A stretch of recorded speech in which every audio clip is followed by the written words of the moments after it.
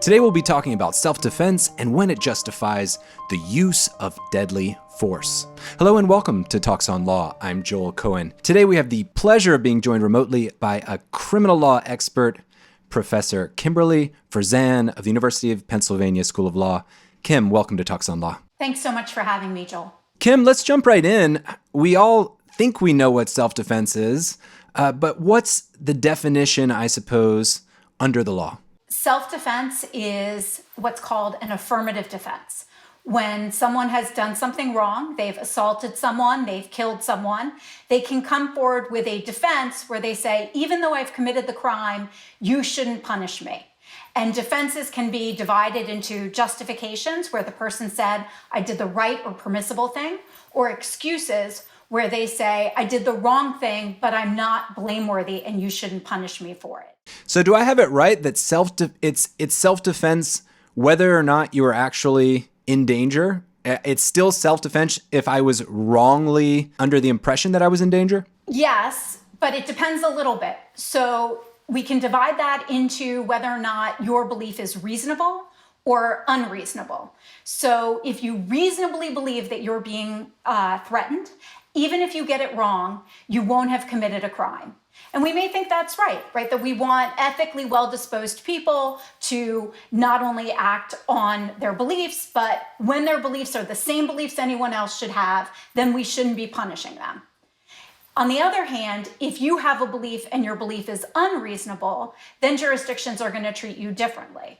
So some are going to say you have no defense whatsoever, and others are going to say that you have a defense, but it just mitigates your punishment. So for example, instead of going to jail for murder, you might go to jail for manslaughter, which is a lesser offense, because you really did believe you were threatened, but your belief was unreasonable at the time. If you jump to the conclusion that you need to use deadly force so quickly, perhaps you are a danger. Right, and so we may think if you're unreasonable, it's kind of the equivalent of being a negligent or a reckless killer, but you're not quite as bad as someone who is purposefully or knowingly killing someone without any good reason whatsoever. Here we're talking about criminal law, which generally speaking is state law. What kind of variance are we seeing state by state? You alluded to a bit. So there are going to be some treatments that will be different state by state, for example, when you get it wrong. But the rough and ready formulation of self-defense is pretty consistent across states, which is that we are going to be looking for instances where the defendant reasonably believes that he is being threatened with imminent unlawful force, and his response is necessary and proportionate to that force. Professor, was that 4 prongs in a sense? Imminent, necessary, reasonable, and proportionate? Are those all 4 required for self-defense? Yes. So we might start by thinking about the necessity requirement. You aren't allowed to use force if you don't have to, right? So if in fact you're threatening me with a gun and I know that I can stop you either by punching you or by stabbing you, I am not allowed to use more force than I have to. So I have to punch you instead of stabbing you. The second requirement, which seems quite similar to it, is that I have to use proportionate force. So if you're going to punch me, I'm never allowed to use deadly force against you because the kind of force you're threatening me with is just non-deadly force, and it would be disproportionate to respond with deadly force.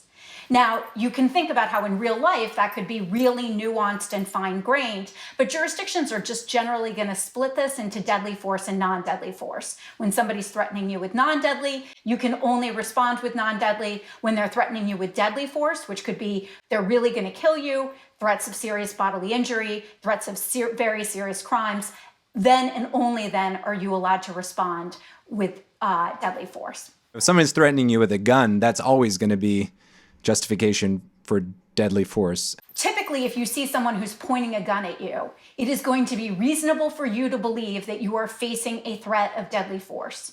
Things can get actually a little bit tricky because sometimes we are authorized to use deadly force. So you're coming up and you're about to punch me, and I opt to pull out a gun and point it at you. Now the question is, have I now used deadly force or non-deadly force? And the answer is, tell me what jurisdiction we're in and tell me what's in my head. Because in some jurisdictions, what the courts would say is, well, if the only thing Kim is trying to do is to deter Joel and say, look, leave me alone. I'll escalate this if I need to. If you keep threatening me, I will escalate proportionately. Then I'm actually only using non-deadly force. And in other jurisdictions, they say, this is a gun. Of course it's a threat. Threats of deadly force are themselves deadly force. And so it can be very confusing to someone who's looking down the barrel of a gun, whether they are actually facing deadly or non-deadly force in those situations. Well, I'd like to go through this, perhaps in a bit more detail, because I find it fascinating.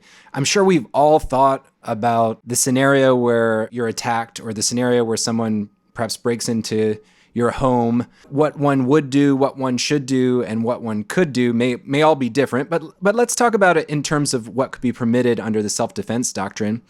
First off, let's talk about imminent. When we say imminent, is there a legal definition? So imminence really means what you would think it means, which is absolutely at this second, there is an attack. So the idea is not in 10 minutes, not retaliatory, but I absolutely need to use this force because force is coming at me at this second. And one thing that has happened in the law is that there's been some pushback against the imminence requirement in cases such as when battered women kill their sleeping abusers. And they say, well, I can't wait until that moment when he is about to kill me because I'm going to lose then. So instead, I should be able to attack or to defend myself when it is in fact immediately necessary. And it may be necessary for me to defend before the attack has actually crossed that line to basically being imminent.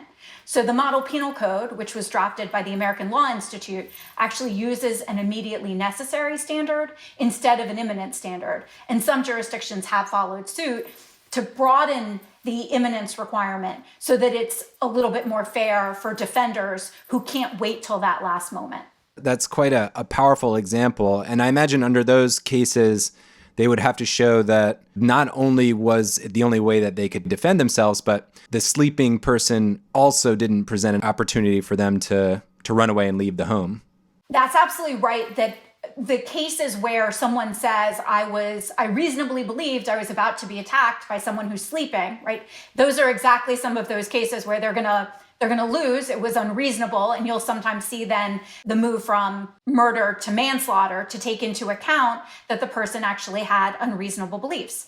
But in some situations, it may be that the defender just cannot wait till that very last moment and has to act proactively and really and truly has no other outs, right? So if we know that in some situations, there's a greater opportunity for violence or a greater propensity for violence when a woman tries to separate from her husband who's abusive, then in fact, she may realistically and correctly assess that she cannot wait until it's imminent. One of the requirements is that the belief must be reasonable. Is this something where you know it when you see it? What qualifies as a reasonable assessment of deadly force? So this is the kind of thing that we're going to give to juries to ask, in this situation, would you likewise potentially come to the conclusion that you needed to use force at that moment to defend yourself, right? And actually the trickiest thing is what to instruct juries about sort of who the reasonable person is, right? So the reasonable person seems to be this incredibly abstract construct. How much of the sort of characteristics of the defendant should you clothe the reasonable person with? So here's an easy case. If the defendant's blind, then of course we shouldn't ask the defendant to act as a sighted person would act, because what kind of opportunities they have to assess proportionality or necessity may be different than somebody who can see everything. So when we're talking about the reasonable standard, it's sometimes referred to as the reasonable man standard, there's been, in certain cases, a push for, when the defendant is a woman in the case, a reasonable woman standard. What is that, and what are they trying to get at? So the idea is that this reasonable person standard, right, can't just be an abstract construct. The jury's going to say something about who is this person and what would this person have done, right? And they're going to think a little bit about what they would have done and what they sort of generally expect people to do in the world. And the concern is that if you have this reasonable person and that person's nothing like the defendant, you can potentially hold the defendant to an unfair standard.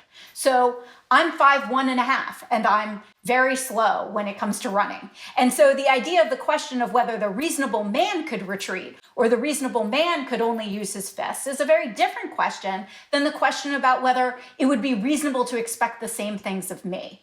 And so in meeting the defendant where he or she is, we may think it's only fair to clothe this reasonable person with some of the characteristics of the defendant. The tricky question for law is exactly how many characteristics of the defendant do you clothe the reasonable person with, and when do you draw a line and say, well, that's actually not something that we want to attribute to the reasonable person. A sort of outlier example of that would be someone who's a paranoid schizophrenic. You wouldn't have a reasonable paranoid schizophrenic standard, or you would lose your content to reasonableness altogether.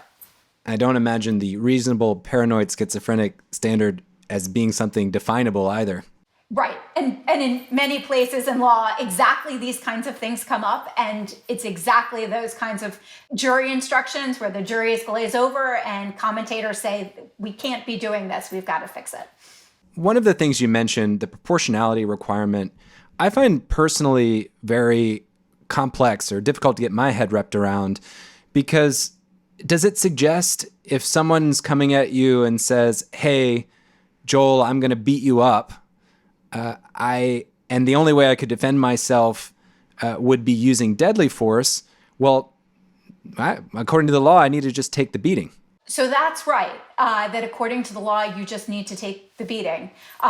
The theorist in me would say, well, look, when someone aggresses, they're going to forfeit rights against certain uses of force. And the question is, how many rights do you forfeit? If I go up to you and say, I'm going to give you a paper cut, and the only way you're going to stop me is to shoot me, it seems as though, given the teeny amount that I'm going to harm you, that it would be disproportionate for you to push back and shoot me in that case. In the same way that we think proportionality is really important for criminal law, right? So if in fact shoplifting is an incredibly pervasive crime, and the only way we could stop shoplifting is to incarcerate shoplifters for 10 years, we're still going to think it's incredibly unfair to do that because shoplifters just don't deserve that much punishment, right? And so there's just this worry here that whatever even if you're a little bit bad, right, for having threatened something small, that why should you give up all of your rights entirely? But you're absolutely right that we're then asking the innocent victim in some sense to bear the costs of the sort of small attack because there is nothing but disproportionate force to respond with. And we'll talk through this a bit more when we look at some of the examples, but I can certainly imagine how you described yourself as, I believe, 5'2" and not particularly fast. Yes. I could imagine, no disrespect, Professor, but if you were attacking me, my reaction would be very different from, let's say a very large man who maybe had the same intent to cause minimal damage or simply to let off some steam with a verbal abuse. But I might then be more justified to use force against the bigger person. Sure. So, I mean, let's be careful. So if it's only going to be verbal abuse the whole time, then you're not allowed to use force against the person because there's no unlawful force for you to respond to. So the fact that somebody is consistently insulting you, right? So really what they're then doing is issuing you a threat. And then the question is, you're trying to assess what the actual degree of that threat is. And you're going to have to take into account what that person potentially has the capacity to do. And so, yes, you're going to be less frightened of me doing those kinds of things than somebody who is, bigger, taller, and stronger than I am, where that person might have greater capability and ability to therefore harm you. You just mentioned verbal threats, and a lot of times these may not actually lead to violence. If someone says, I'm going to beat you to a pulp, how much weight can I give those words? Ask yourself really, what would you have to do to decide whether or not you should be afraid at that moment, right? So if I say that to you right now, you would say, gosh, she's not even in the same state I'm in. She has no capacity to do this, right? So it's never just going to be the words. We're going to have an entire set of, context to know, is this actually something that is going to lead, remember, to an imminent use of unlawful force? So even if someone calls you on the phone and says this, no matter how big and strong they are, not an imminent use of unlawful force. But if in fact the person's in the same room, they seem very serious, there's a background that would lead you to believe that they actually mean it, then it may be reasonable for you to believe that at that moment, they are threatening you with imminent unlawful force, whether non-deadly force or deadly force. I'm imagining this scenario where you say that to me, and perhaps then maybe I'd be waiting until you took a step towards me before I actually was starting to be scared. Imminence is just super tricky, right? Because to the extent that we want threats to be imminent, you really don't want even I'm going to kill you, right? We want somebody who's like going to kill you. But it's hard to give that any more content than you would know the difference between I'm about to be killed and there is a threat that will eventually progress to that particular moment where I have to act to prevent it. In these cases, the state has to prove beyond a reasonable doubt. How does that apply to the affirmative defense that, maybe I did fire my gun to protect myself, but I was scared? Does the state also need to prove the self-defense was not there beyond a reasonable doubt? They do. So it's not constitutionally mandated. Affirmative defenses can have the burden shifted to the defendant. So in many, many jurisdictions, a defendant claiming insanity has to prove he was insane by clear and convincing evidence. It's his job to convince the jury he was insane. It is constitutionally permissible, it's been decided by the Supreme Court, to shift the burden to the defendant on self-defense to prove it by a preponderance of the evidence. That was the case. But every state now says the government has to disprove self-defense beyond a reasonable doubt. So once the defendant comes forward with evidence that demonstrates self-defense might be, at work here, then the burden of persuasion shifts to the government. Now, initially you might think, well, do I like this? But if you take a step back, what we're talking about is the awesome power of the state to take one of its citizens and subject him or her to punishment. And subjecting him or her to punishment is incarcerating that person, particularly when we're talking about deadly force, which is hard treatment, suffering, stigma, censure. All of these implications come from punishment. And so when you ask, when should the state be able to do this to a citizen? We shouldn't just want it to apply when the state has said, well, you've maybe done something bad because you've hit someone or you've killed someone. But when the state has fully proven that what you did was wrongful. And in cases where what someone does is not wrongful, because they were really acting in self-defense, then the state shouldn't be able to lock them away.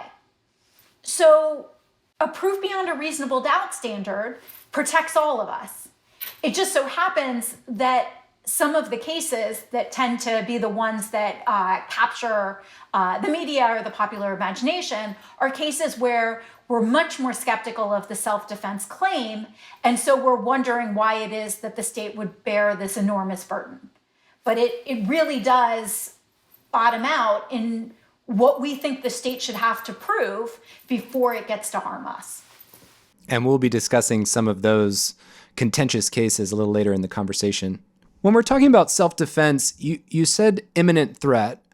That imminent threat has to be to a person? So it has to be to a person unless it is the sort of crime that could justify the use of force under the statute. Those are typically going to be to people, right? So it's going to be sexual assault. It's going to be kidnapping.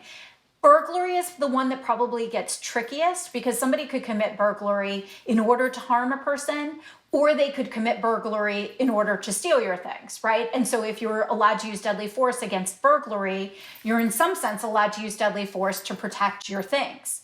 Now, one reason to do that is because we may just want to create laws that are rules that are going to be over and under inclusive in certain ways. And instead of having juries in each case do a fact by fact determination of whether or not the defendant could have reasonably believed that, in fact, she was being threatened with force, the argument is, well, at the time that someone breaks into your home, that's going to be good enough reason as a sort of rule of thumb to justify the use of deadly force.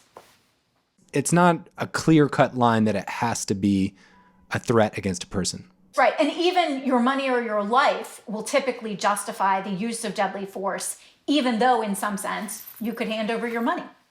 Ooh, explain that. So that is a tricky pocket that looks a little bit like stand your ground, right? This idea that if I can't defend with non-deadly force, why am I not allowed to defend at all? That there are times we say, you know what, you don't have to surrender this thing to which you have a claim of right. And so jurisdictions that recognize that are doing something quite similar in a way to the stand your ground of you don't have to always opt for the lesser interest or to surrender something that is valuable to you. So in some states, if a criminal says, give me your wallet, or I'll kill you.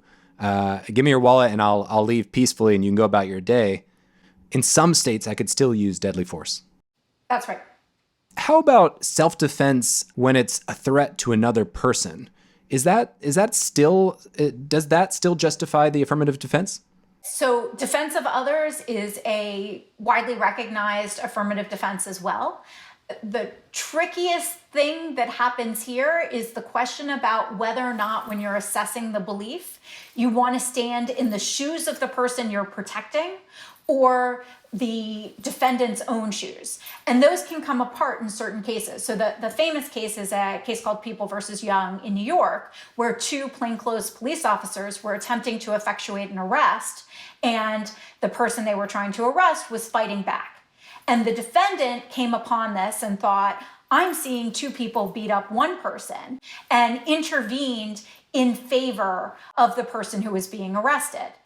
So if you use the defendant's own shoes test, then the defendant reasonably believed that he was helping someone else. But if you ask the question, was he really allowed to, given the perspective of the person he was protecting, then in fact he wouldn't be permitted. And so jurisdictions actually divide on that, where I think the typical view is we should take the defendant's own shoes, should be the appropriate standard, because that's when we want to ask, are you reasonably believing that you should intervene to protect someone else? Let's talk about self-defense when perhaps you started the fight, or perhaps you were equally responsible for things coming to blows. Can you still use it as an affirmative defense? The law is going to be very nuanced about this. The short answer is no, but it's going to depend a little bit. So the important thing here is to break up two different kinds of ways that you could potentially forfeit your defensive rights. One is you're the initial aggressor, and the second is you provoked it. You're the provocateur. So initial aggressors, right, obviously can't use self-defense. If I go to punch you and you go to stop me, then I'm the bad guy, you're the good guy. I can't then say, wait, I'm being threatened with unlawful force, right? My force was unlawful and your force was lawful. Now, there are going to be a couple tricks to this, right? So if I then retreat and I communicate, I'm no longer threatening you, then I can regain my defensive rights. If I threaten you with non-deadly force and you escalate to deadly force, then in some jurisdictions I regain my defensive rights. That's interesting, Professor. So in that case, I say, Professor, I'm really upset with my grade. I'm going to come over there and give you a paper cut. And you pull out a gun and say, well, you just stepped to me. Now you're going to meet your maker. Perhaps I can then have a real claim for self-defense, depending on the state. Yes, because I have now done something wrong by so completely escalating. I'm not using the right kind of self-defense that's necessary and proportionate. Instead, I'm using disproportionate defense to what you threatened. That was initial aggressor. Provocateur, I suppose, what does it mean to be provoking the violence? So you can provoke the violence without starting the fight by getting someone really riled up or giving them reason to want to attack you. So if I go into a bar and I call your mother a whole bunch of names and continually insult you, then I have in some ways picked the fight. Now notice that in that case, you're still not allowed to attack me. You would still be acting impermissibly because I'm not actually threatening unlawful force. However, because I'm the one who got you riled up, I actually lose my right to defend against you. Professor, could you give me an example where self-defense was not permitted because the person was seen as being provocative? One thing that's really interesting about this is that courts get very confused about the difference between initial aggressors and provocateurs. So sometimes the kinds of things that they start looking for with provocation is actually initial aggression. So some courts will say things like mere words can never be enough. But of course, mere words can never be enough to be an initial aggressor. But there's a totally separate question whether mere words could be enough to count as being a provocateur. So there was one case that held that mere words weren't enough. And the dissent said, well, wait a minute. What if there was a civil rights leader who had recently died and at his funeral, someone showed up and started shouting racial epithets at the crowd? Can't you imagine a case where the person intentionally and even with words got everyone so riled up that they then decided to use force against this person? And if the person does that, should they then have the right to self-defense? But it turns out to be very tricky for courts to figure out what this category is, how it relates to initial aggressors, and then how it relates to the entirely separate question of when the person who's the respondent should get a reduction from murder to manslaughter because of legally adequate provocation. Yeah, that does seem like a horrible hypothetical where, someone basically tricks someone into justifying their deadly force. So in the hypothetical you're giving, it sounds like you're envisioning someone saying, hey, I'd like to kill a civil rights leader. Why don't I trick them into attempting to beat me up? And that's exactly how many statutes are framed in terms of I am intentionally poking at you in order for you to react so that I may defend against you, right? So it is this in some ways creating your own defense. And then courts are saying, well, no, or actually statutes are saying you are not permitted to defend in those cases. Professor, I'd love to talk quickly about duty to retreat. I'm sure we could have a whole sit down for a whole hour on this topic, but what is the duty to retreat? And perhaps we could give a couple of different examples of states' responses to it. The first thing to recognize is that there is not a duty to retreat before using non-deadly force. No jurisdiction says if somebody's threatening to punch you that you need to run away instead of stopping them by using force against them. Now, that traces back to what's been called the true man doctrine, which theorists are often critical of because it sounds like this very testosterone-laden, manly men stand up for themselves kind of view. But other scholars say this actually traces to the view from Sir Matthew Hale that it's about innocent men. So the idea of a true man is an innocent man, and the idea that right should not give way to wrong. So if in fact you're lawfully where you're entitled to be, you shouldn't have to leave that place rather than use at least non-deadly force. So there's no duty to retreat for non-deadly force, and there's also no duty to retreat within your home. So within your castle, the castle doctrine, if somebody attacks you, you do not have to run out of your house. You get to stay and defend yourself. And so that just leaves the question whether or not you need to retreat before using deadly force outside of your home. There, still, you only have this duty if you can do so with complete safety. So if turning and running away is going to actually make you more vulnerable to attack, you are not required to retreat. But you may not use deadly force if in fact you can retreat with complete safety. And then the thing that of course amends that is stand your ground laws. So there's no duty to retreat for non-deadly force. There's no duty to retreat in your home. The only place where you have to retreat is before you escalate to deadly force outside the home. Right, that's correct.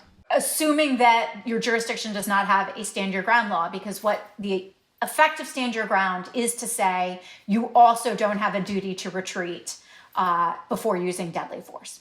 The stand your ground rules seem to have a very strong emotional response, whether you're for or against them. Maybe you could quickly explain, what do they actually permit that other states don't?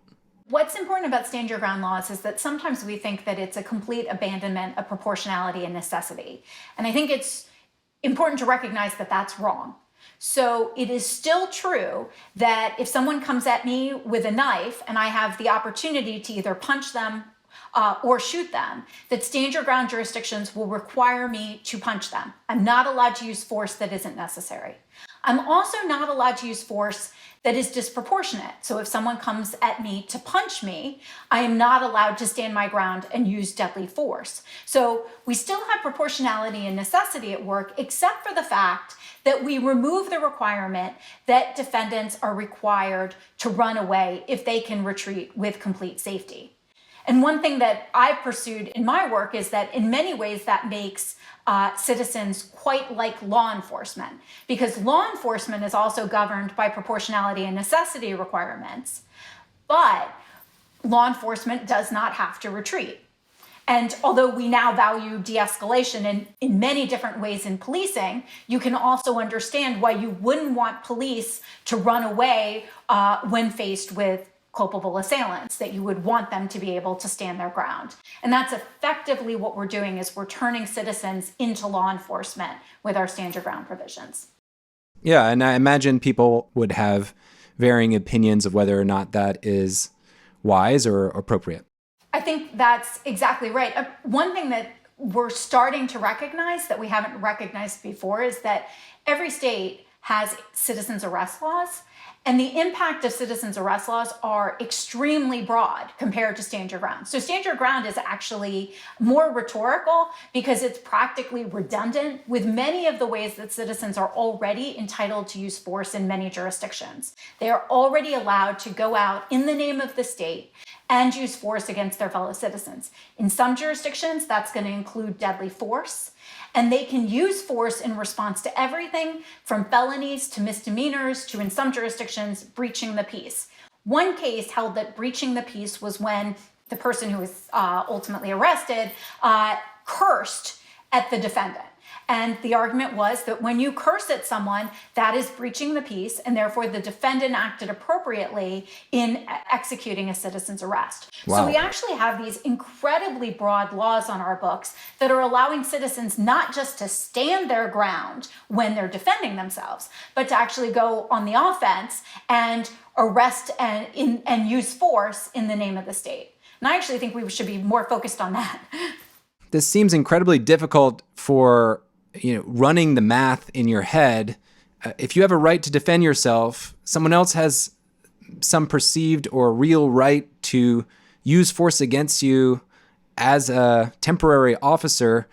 I can imagine those coming into tension, especially if someone is confused or overly vigilant. This is a nightmare on the ground, right? Because you're going to have the possibility for so many mistakes. One person thinks that what they're doing is a completely legitimate citizen's watch. The other person thinks that what they're doing is being stalked and attacked. Where we go with this when we're authorizing citizens to do more than say, you're attacking me with unlawful force, but I'm actually allowed to proactively come to the problem, proactively seek it out, because I'm allowed to then enforce the law in the state's name. It's going to create tremendous ambiguity for the average citizen to figure out what they're permitted to do, what they're not permitted to do, and what they're actually responding to. And a case that shows this, that has captivated the country in recent times, is the Ahmaud Arbery case. Perhaps we could use that as an example to talk through self-defense in the face of citizen's arrest. Absolutely. So when Travis McMichael and his father and neighbor see someone and they then decide, right, they see Ahmaud Arbery running, and they then decide that they are going to execute a citizen's arrest. Now, their account was that there had been previous felonies in the neighborhood, although that was disputed by the prosecution because many of these alleged crimes had never been reported. But their claim, of course, is we're going to act in the name of the state. We were going to arrest him. And therefore, we were using lawful force so that when Arbery sees these men pointing guns at him, it's not, they say, unlawful force. They're not the initial aggressors, is their claim, because they are legitimately entitled to engage in this behavior. Now, it turns out the judge ruled that that's not what Georgia law says, that in fact, they were not engaged in a legitimate citizen's arrest. Of course, this went to the jury to decide, but it ultimately turned on the question of what the citizen's arrest provision permitted. And the judge said that it had to be a felony that was committed within their presence or their knowledge. So it couldn't be something where they suspected someone had committed a crime, where they had probable cause to believe that, which would have been its own jury question. They actually had to witness a crime and the victim committing it in order for them to be executing an appropriate citizen's arrest. And that was because they used deadly force or in general for a citizen's arrest under the Georgia law? For any use of force, it had to be within their presence. Before under then existing Georgia law. And you point out then existing after the Arbery case, the Georgia legislature repealed that law. That's exactly right. So now in Georgia, the police officers who are outside their jurisdiction can sometimes use force, despite the fact that they're technically not police officers at that moment. They're not acting as lawful police officers. And in very limited situations, private citizens can use force when it's a Target or a Walmart and they see somebody committing theft, or a restaurant and somebody's running out without having paid the bill. They're allowed to use non-deadly force essentially to stop the person and detain the person, but they have to call the cops and they're only allowed to keep them for an hour. So there still is a limited citizen's arrest provision under Georgia law, but not the law that was in place at the time of the killing of Ahmaud Arbery. That's exactly right. And citizens arrest laws can be just extraordinarily broad because we're talking about the question of whether somebody is entitled to a criminal defense, and we're not talking about the Constitution. Citizens can use more force than is constitutionally permissible. So in Florida, you can shoot a fleeing felon in the back if it's necessary under a citizen's arrest law, even though you're not allowed to do that as a matter of policing and constitutional law.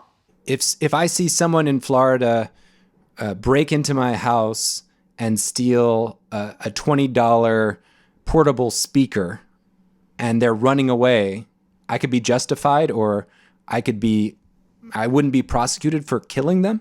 So potentially, depending on exactly how they're going to construe the burglary statute and whether that's going to count as the kind of felony, absolutely. When you use deadly force and you say, stop, I'm arresting you, and the person keeps running, you are executing a citizen's arrest, and therefore you would not be guilty. Wow. The way that the common law had been trying to rein this in, the way that states had been trying to rein this in, is exactly what happened in the McMichael case, which is they said, citizens, we may be authorizing you to do this, but you do this at your peril in that it actually has to have been a crime that you saw. And in many jurisdictions, you have to have gotten the right person. So unlike police officers who have probable cause, if you get it wrong, you lose the defense. So in Georgia, the question wasn't whether or not Arbery actually had committed a crime. And there didn't seem to be evidence that he had committed the kind of felony that would have justified the use of force. But if in fact you're wrong on that, whether he committed the crime, whether there was a crime or whether he committed it, then in Georgia, you absolutely lose the defense. Let's talk about another controversial self-defense case, and that's the case involving Kyle Rittenhouse. In this case, there was some outcry that he was not found guilty because was he playing part of the problem by showing up at a crowded and emotionally charged rally with a very large weapon? Right? So you start with the sort of traditional question. Did he reasonably believe that he was facing an imminent threat of death or serious bodily injury? And then you ask, well, should I modify this? Because in some sense, he's a provocateur, right? He has come to the problem. He has seemed completely reckless as to the problem. Is he in some ways, starting it? So Wisconsin has two provisions. In terms of deadly force, you only forfeit your right to deadly force off the bat if you have intentionally provoked the use of deadly force against you so that you'd have a reason to use deadly force against the person attacking you. And it doesn't seem as though there's a lot of evidence that he was absolutely looking to shoot someone that day and was intentionally provoking Rosenbaum in an effort, therefore, to be able to kill him. So then you look at how the sort of non-deadly force structure works, which is you can forfeit the right to non-deadly force if you more generally know that you're provoking people, which you could argue he did. But if the person responds to with deadly force, you regain your defensive right if you retreat. So even though generally in Wisconsin there may be stand your ground laws, the way that this functioned was, well, there's self-defense, well, he loses it because he's the provocateur. He doesn't lose it as the provocateur because you only lose it as to non-deadly force, and he retreated to the utmost, and therefore he's allowed to use deadly force. And where that then leaves you is with that same initial jury question, which is, did he reasonably believe he was facing an imminent threat of unlawful force? And one thing that's crucial here is to recognize that every state in the United States places the burden on the state to disprove self-defense beyond a reasonable doubt. So he didn't have to convince the jury by a preponderance of the evidence that he reasonably believed it. Instead, the state had to convince the jury beyond a reasonable doubt that the elements of self-defense were not met. You also mentioned earlier that the provocateur provision, I suppose, is actually quite difficult to show. And I imagine it would be even more difficult now with states' robust gun protection laws or gun carrying laws. It may be, in fact, difficult to show that carrying a gun would be provocation under any circumstance. So that's absolutely right. So one thing that I would love to see states do, and that one thing I've written on, is that provocation should be broadened so that it's a recklessness standard. So instead of asking the question, did you intentionally provoke deadly force against you? It should be, did you consciously disregard the substantial and unjustifiable risk that you are provoking force against you? So you'd lose non-deadly for provoking non-deadly. You'd lose deadly force, the right to use deadly force for provoking deadly force. But even that test is going to have the question about, well, when are you behaving unjustifiably? And that's going to lead us to questions like, well, what are you allowed to do? Are you allowed to carry a gun? Are you allowed to engage in citizen's arrest? Because if you're allowed to do those things, then it doesn't count as impermissible provocation. Certainly carrying a weapon of the power and capability that we're talking about in this case certainly escalates things quickly, both in terms of perceived threat to others and the perceived threat to the individual as well, because the fact that he's carrying a gun may make him a target. That's absolutely right. Other people are going to see it, they're going to be nervous, and then you get claims like Rittenhouse's that Rosenbaum was reaching for my gun. And so you brought the very weapon that you're now claiming you needed to use to prevent it from being used against you. And that's ultimately going to turn on how we think, when we think people are allowed to carry weapons in public, and given the risk that, in fact, they can be used against their owners. Whether or not you think the law should be updated in Wisconsin, or whether or not Kyle Rittenhouse may have broken certain rules or laws in transporting the gun. Do you think the jury got the self-defense question correct? I think it's very hard to say whether the jury got the self-defense question right or wrong. I think that it was absolutely a jury question. And I think given the burden of proof, I don't think that we can condemn this jury verdict as wholly outside the facts, right? Crucially, the state has to disprove self-defense beyond a reasonable doubt. So the jury has the question, did Kyle Rittenhouse reasonably believe that Rosenbaum was going to kill him? He was running, he was reaching in that direction. And so if you stop thinking about how much sort of Kyle Rittenhouse created this situation and imagine just some wholly innocent person plopped down in that situation and what would have been in his head at that moment.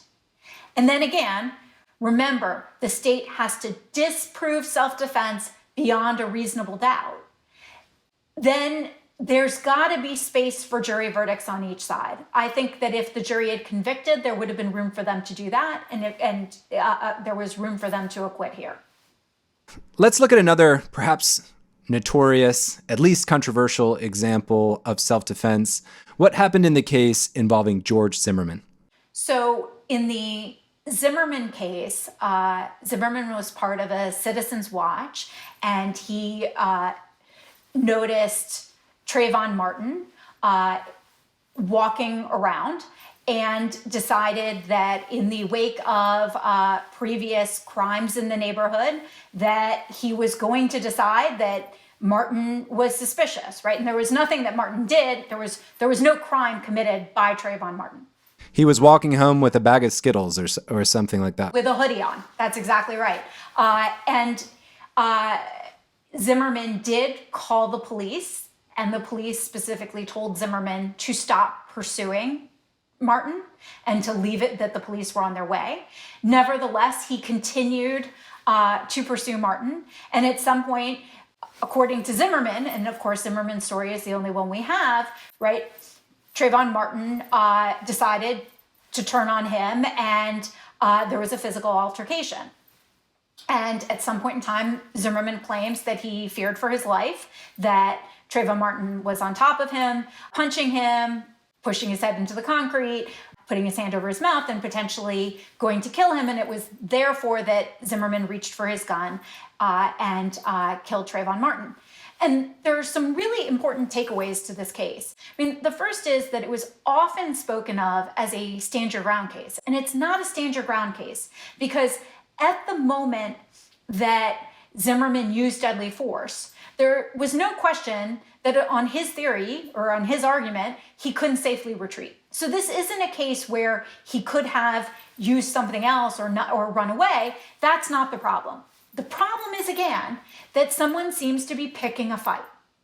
And the question then becomes, should there have been a provocation instruction, a provocateur initial aggressor instruction, that Zimmerman lost his right to self-defense because he essentially started this fight by stalking Trayvon Martin.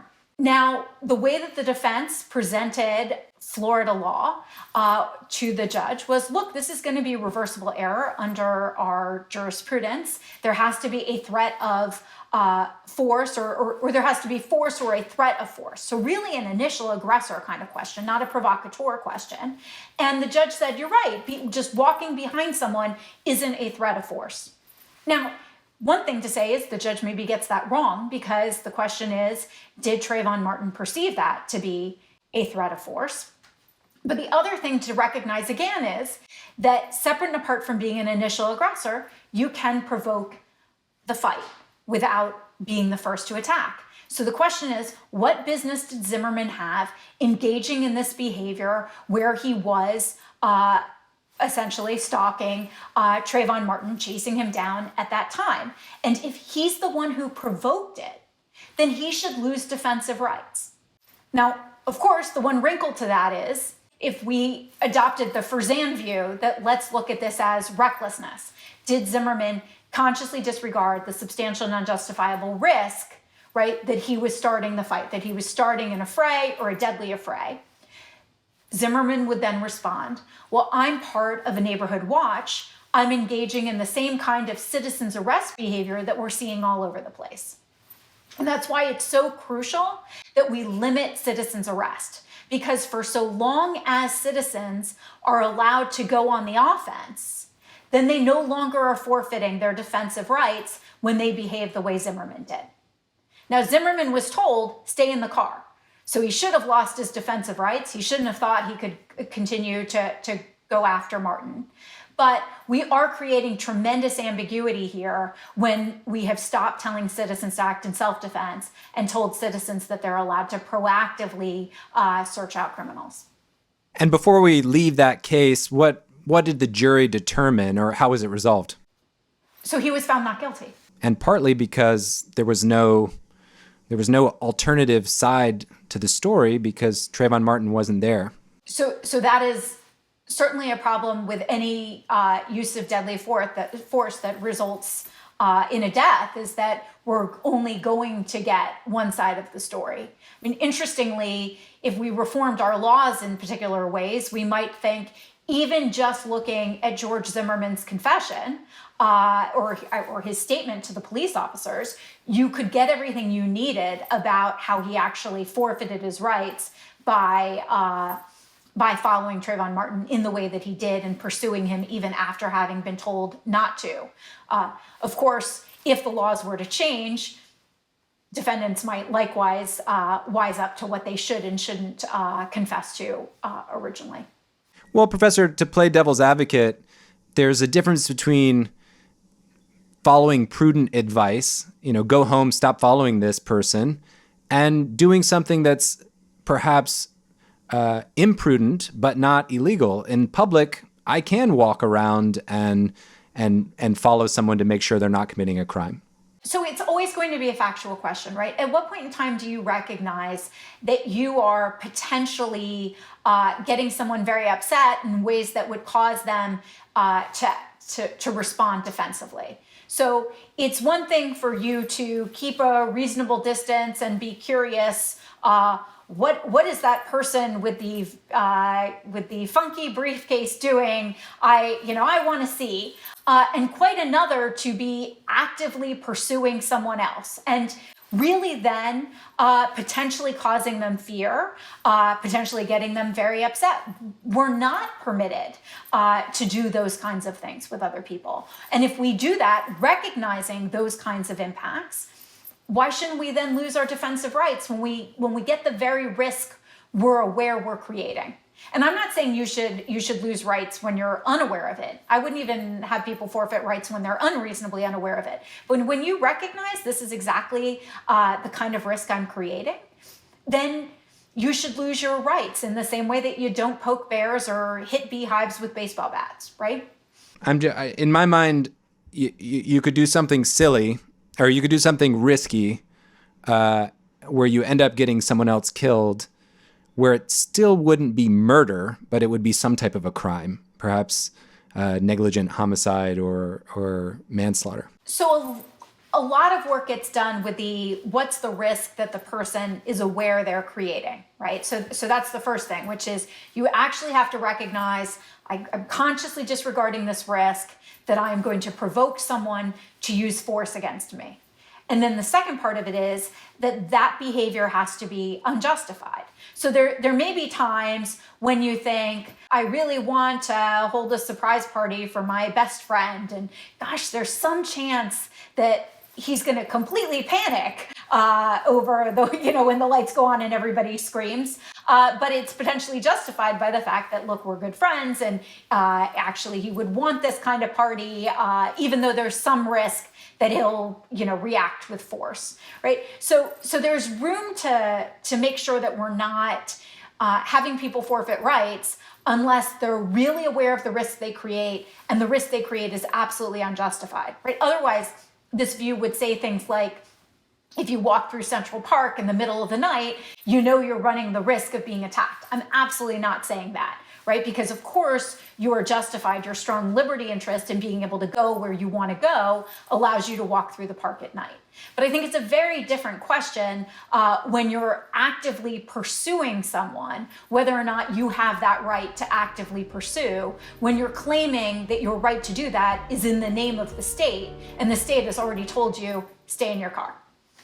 Kimberly Ferzan is a professor of law at the University of Pennsylvania. Kim, it has been a real pleasure. Thanks for the time today. Thanks so much, Joel. It's been great to talk to you about this.